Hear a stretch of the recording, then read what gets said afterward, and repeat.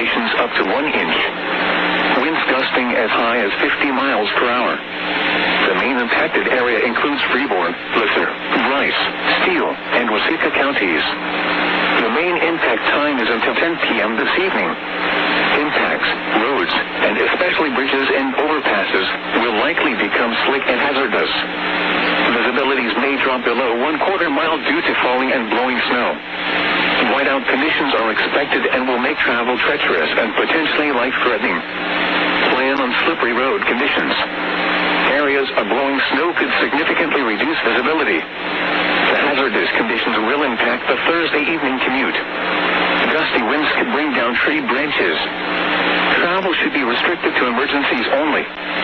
If you must travel, have a winter survival kit with you. If you get stranded, stay with your vehicle.